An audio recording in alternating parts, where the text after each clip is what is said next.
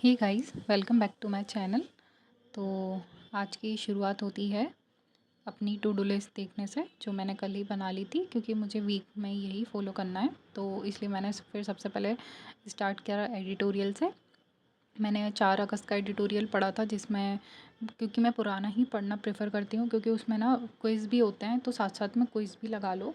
इसमें मुझे मार्क्स ठीक ठाक आए थे, कोई प्रॉब्लम की बात नहीं थी। मगर हाँ, मेरे साथ फिर मैंने एक मेंस का क्विज़ लगाया था, उसमें ज़रूर मेरे अच्छे मार्क्स नहीं आए थे, मगर ठीक है, मेरे हमेशा अच्छे नहीं आते हैं, कभी-कभार गलत भी आते हैं, इसलिए आप लोगों से शेयर करना मेरी ज़िम्मेदारी है।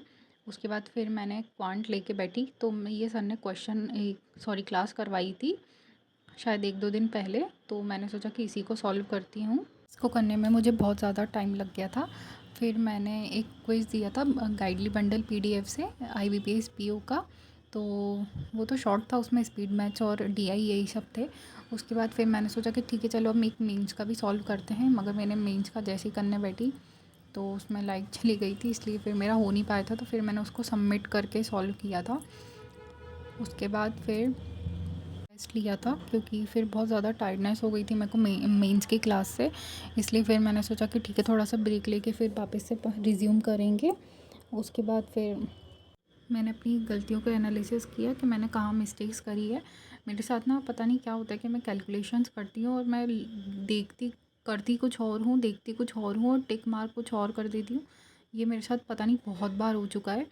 फिर मैंने कहा ठीक है, अब इसको भी सुधारेंगे, सबको ही सुधारना है धीरे धीरे। फिर उसके बाद तो मेरा शाम को बहुत ज़्यादा दिमाग ख़राब हो गया था क्योंकि एसबीआई क्लर्क का नोटिफिकेशन आया और वैकेंसियाँ देख के तो मेरी हालत ही ख़राब हो गई, क्योंकि आईबीपीएस क्लर्क में भी वैकेंसियाँ नहीं थी और एसबीआई क्लर्क में भी वैकेंसियाँ बिल्कुल ही नहीं आई है, ना के बराबर वैकेंसियाँ हैं। स्टिल प्रिपरेशन तो अपनी चलती रहेगी।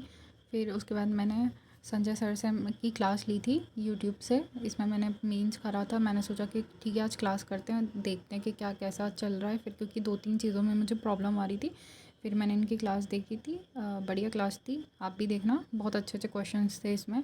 उसके बाद फिर मैंने एक आईबीपीएस पीओ का मॉक लगाया था गाइडली से, जिसमें मेरे कुछ 90% आए थे। बहुत टफ मॉक था, रीजनिंग तो मुझसे हो ही नहीं रहा था, मतलब हो रहा था मगर मेरी इतनी ज़्यादा मिस्टेक्स हो गई थी, मेरे को समझ ही नहीं आ रहा था मैं क्या कर रही हूँ। मगर मैंने कहा चलो ठीक है, मुझे लग रहा था उस टाइम के बहुत बुरा जाएगा, मगर नहीं, ठीक ठाक परसेंटाइल आ गए थे। बस यही मैंने आज किया था। अब मैं सीए रिवाइज़ करूँगी रात को, क्योंकि वो मेरा हो नहीं पाया था आज सुबह, तो मैं उसको रात में लेकर बैठूँगी। उसके बाद मैं जुलाई मंथ की पीडीएफ है, मुझे उसको भी करना है। आज से मैं फर्स्ट वीक स्टार्ट करूँगी।